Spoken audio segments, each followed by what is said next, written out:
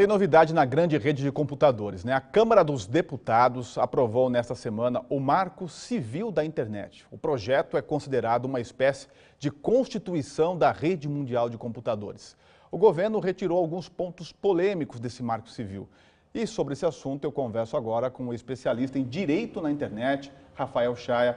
Rafael, bom dia. Obrigado pela presença aqui.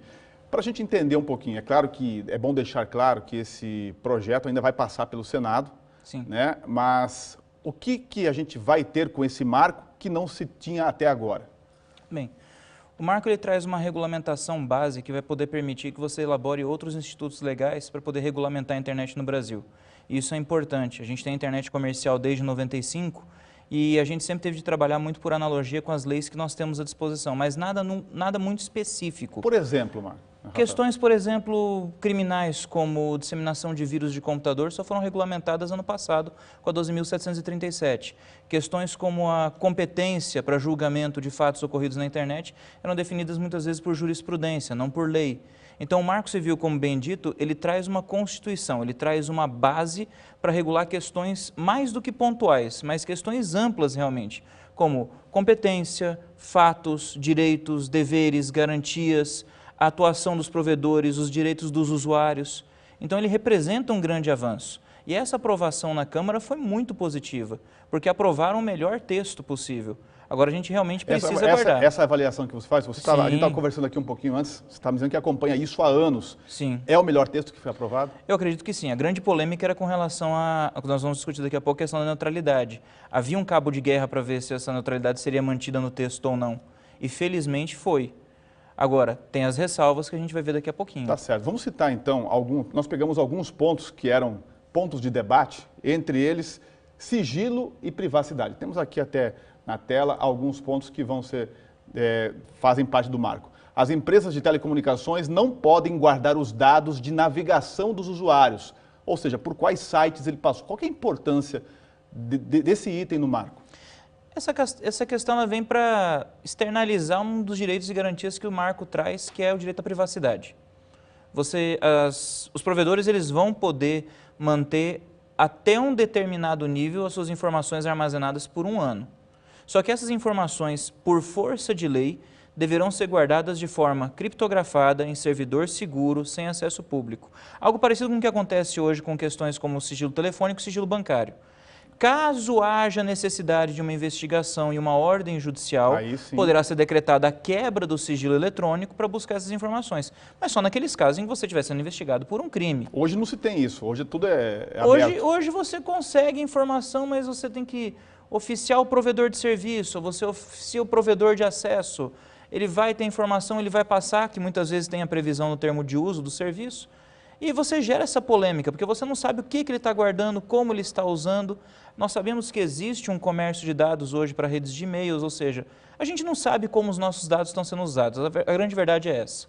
Hoje você não sabe... O pessoal faz o que quer com as nossas informações. Exatamente, você não sabe como os dados estão sendo usados. Você tem os termos de uso para você poder utilizar o serviço, só que mesmo os termos de uso muitas vezes não são muito claros com relação ao uso dos seus dados. O marco vai trazer um ponto-chave para dizer, não, os seus dados devem ser mantidos em um servidor seguro, criptografado, sem acesso ao público, só poderão ser acessados por força judicial se houver uma justificativa e uma investigação. Temos aquele ponto agora que a gente falou, que é o ponto da neutralidade, vamos pôr aí na tela, porque os provedores não podem, por exemplo, ofertar conexões diferenciadas para o acesso exclusivo a e-mails, vídeos ou redes sociais. Traduz para a gente um pouco o que seria essa questão da neutralidade. A questão seria assim, a neutralidade da rede. Você poderia usar a sua conexão de internet para o que você quisesse. Então, se você contrata um plano de 20 MB, você pode usar essa conexão de 20 MB para o que você quiser. Rede social, e-mail, trabalho, jogos, vídeos, não importa. A neutralidade ela vem para garantir essa liberdade de uso. Eu estou contratando, eu uso para que eu quero. Você usa como você quer. Os provedores eles nunca fizeram qualquer discriminação oficialmente que a gente possa recordar aqui. Eles nunca disseram para você, olha, o seu plano não permite que você acesse rede social, então paga uma quantidadezinha a mais aqui que você vai ter o acesso. Nunca fizeram isso, até porque não tem razão. A neutralidade vem para reforçar isso e vem para trazer responsabilidade. Esse talvez seja o principal ponto. Vem para trazer responsabilidade caso seja feito isso de forma injustificada.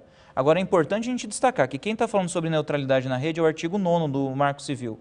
E o artigo 9º ele traz uma ressalva. Por decreto presidencial, ouvida, claro, a Agência Nacional de Telecomunicações, ouvido o Comitê Gestor de Internet, por decreto presidencial poderá ser determinada uma diferenciação, uma discriminação de acesso. E mesmo assim, só em duas hipóteses bem claras. Se for necessário para garantir a qualidade do serviço ou em situações de emergência. Ou seja, ainda existe essa questão de você poder trabalhar a discriminação do acesso. A regra geral é a neutralidade. Então, isso aí ainda vai ter que ser regulamentado por decreto presidencial. Só que não vai ser um decreto só da presidente. Ela vai ter de ouvir o Comitê Gestor de Internet, a Agência Nacional de Telecomunicações, para daí poder tomar qualquer decisão com relação a isso. Tá, ok. Nós separamos mais uma arte, só para a gente ver aqui, para a gente encerrar, que é a questão da liberdade de expressão, que é um ponto também bastante questionado. O provedor responsável pela guarda somente será obrigado a disponibilizar as informações que permitam a identificação do usuário mediante ordem judicial. Liberdade de expressão na internet, como que fica esse controle? Olha, a gente sabe que não existe liberdade sem responsabilidade. Isso é um preceito clássico lá da República de Platão. Você não pode achar que a liberdade de expressão, garantia constitucional, vai te dar um salvo-conduto para você falar o que você quiser na internet. O Marco Civil ele traz uma cláusula bem clara que diz que o provedor não será responsabilizado pelo conteúdo de terceiro. Ponto. Mas no artigo seguinte ele já traz exceção. O provedor poderá ser responsabilizado se houver uma ordem judicial para retirada desse conteúdo e ele nada fizer. Ou seja, ele criou uma questão de responsabilidade solidária. Corresponsabilidade. Exatamente. Eu sou uma rede social e o usuário que contratou o meu serviço, o usuário que participa do meu serviço, posta ofensas contra um terceiro na rede. Eu, rede social, posso ser notificado pela justiça para retirar essa mensagem. Eu vou e retiro e pronto, minha responsabilidade não existe. Se eu me recusar a cumprir a ordem judicial, eu automaticamente passo a ser responsável, reforçando um posicionamento jurisprudencial que já existia, já definido pelo STJ há 2 anos. Que a responsabilidade é do usuário. Mas, se a rede social auxilia na divulgação ou nada faz para evitar a divulgação, responderá junto. Mas, como eu falei, jurisprudência, não havia nada na lei que definisse isso. Nós tivemos um caso recente de um promotor de justiça que entrou com uma ação contra uma rede social porque uma pessoa teria publicado ofensas contra ela e esse promotor conseguiu essa decisão judicial. É um caso semelhante a isso? Sim, com certeza. Crimes como injúria, calúnia, difamação, ameaça, são crimes que podem ser facilmente cometidos por redes sociais. Nós temos hoje, estima-se pela ONG SaferNet Brasil, que 95% dos crimes já previstos no nosso Código Penal podem ser praticados pela internet. E quando você tem uma situação como essa de ameaça, de injúria, de calúnia, essas ofensas que são publicadas, as difamações que são feitas, a sua primeira reação é procurar a administração da rede social para que aquilo seja retirado. Se eles não tiram do ar, você parte realmente para responsabilidade jurídica. Tá, ok. Entendemos um pouquinho do que é o Marco Civil da internet. Muita coisa ainda vai acontecer. Depois tem a fiscalização disso tudo, né? Com certeza. Eu conversei com o Rafael Chaia, que é especialista em direito na área da internet. Rafael, muito obrigado pelas explicações. Eu que agradeço. Um bom dia para você. Bom dia.